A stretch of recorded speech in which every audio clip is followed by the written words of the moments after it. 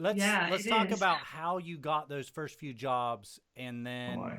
how they can, the work continues to come in. Well, the first few jobs came about from personal friends and family. We kind of confided in them about what we're doing. And then they said to us, well, we were hoping to renovate our whole second floor. Would you be interested in doing that? And we said, sure. And so he had a QuickBooks system that he had in place from his old company. And so he was really good at estimating. He did estimation with the other companies. So it wasn't like we didn't completely know what we were doing. Right. I never thought I was going to be part of this. I was just going to brand this. I was going to make way for my husband to shine because that's what I wanted for him. I knew he had the capacity to do that. He just needed a vehicle, and I was good at building and branding that vehicle. Well, then when we started working on this job, the client said to us, well, can you help us pick out flooring and paint and carpeting and furnishing? And I love that. That's been a hobby of mine since I was 5. So I said, well, sure, I could do that. And never, even in that, did I ever think that I'd do this again. So on the final day there, we installed the whole job. We set everything up. She wanted us to purchase everything from like sheets to artwork. We did everything. They went away for the day. They came home. We revealed the whole space to them. And I cried the whole way home. I thought, I'm never going to do this again. And I've never felt more alive. This has been so amazing. And that was the beginning of me saying, hey, maybe I could be part of this company too. Yeah. Yeah. And so that's part of the reason I'm probably fired up, is because I'm seeing this whole new part of me be valued that I just thought was something that was just a hobby. Yeah. Well, I mean, I did a few decks and we got a few things going, and 3 weeks of work turned into a month, and a month into 3 months, and 3 months into 6 months. And the amazing part about it is when we moved to our place that we currently live, we were kind of kitchenless because we took the kitchen out and moved it in for my mom because we know she needed to have her space and have her side of the house. We converted that into a living space for her. And then eventually it took a year for us to get our kitchen done because, we're trying to do it with just money we can scrape together and whatever.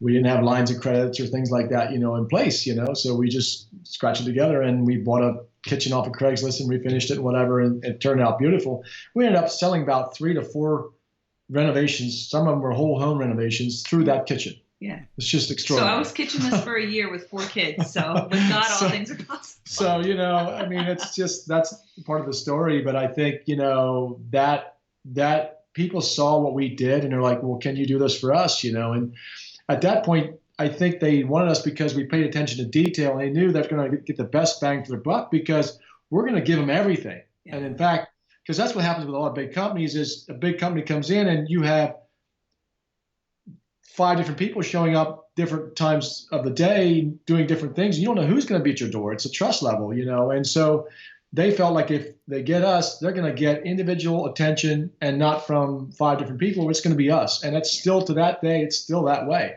We are the forefront of it. And we're going to maintain that because that's been the seller and just the thing that's really made us successful.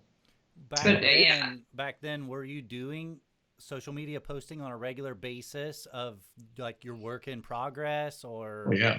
Yes, I had started our page pretty much right from the beginning on Facebook and on Instagram. Great job. We've had a personal page for many years. Like I said, I blogged for 8 years. So I knew the power of networking online, and I've enjoyed that.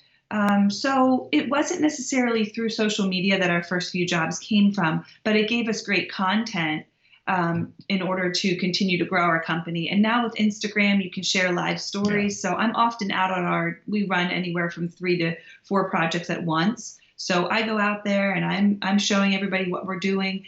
And then often people will say, oh, well, we saw you do this job, and it sort of reminded us of our house and what we could have done. And so that was really exciting. But like I said, when we first started, I never saw myself as part of this. I mean, the first time I helped pick countertops out for a lady, I had to pull over to the side of the road. I was sick to my stomach. I thought, for sure, I'm gonna mess this up, and this is thousands of dollars. But I had to literally physically push through in that way. And I don't like the saying like fake it till you make it, but you do sometimes have to just do things that you've never done before to get to places you've never been to before. And that's hard. Right. It's literally a physical sensation. Yes, it is. Or it can be. Let's talk about technology specifically and how you're using it in your business. I like to think of software, apps, technology you might use on the job. things like that. I think we all understand the saw, the drill, the hammer, but what about, technology and how you're using it? Well, we work with a lot of Amish and Mennonite vendors, so our technology is pretty limited, actually. I built my website from scratch on Squarespace. If you're looking to build your own website, Squarespace has been really great. They have excellent 24-hour help. They have great tutorials. You have a lot of forums online where you can get your questions answered. So Squarespace has been great for me. Other than that, I mean, we really don't have a lot of software that we use. We have Google, Calendar that we use to put together all our job sites, and we schedule out our jobs, and we share those via email with all of our vendors so they kind of know the schedule that's taking place. But besides that, we don't really have a whole lot. Now, from a marketing perspective, our company obviously has a website, and we're on Instagram and Facebook. And so what's nice is because Facebook bought Instagram, now you can link the two together. So I'm actually not on Facebook that often, but I can automatically link all my Instagram posts to Facebook. So it's sort of two for the price of one. But we don't really we're not really gadgety over here. So not a whole lot of fancy software. Yeah, I mean, we currently are having an administrative person that's helping us get a little more systems in place within our QuickBooks for estimating purposes, because I feel like we're pulling in numbers that we have on paper and those kind of things. So we're putting some systems in place, and you don't really get there right away. You have to create that number and how that looks.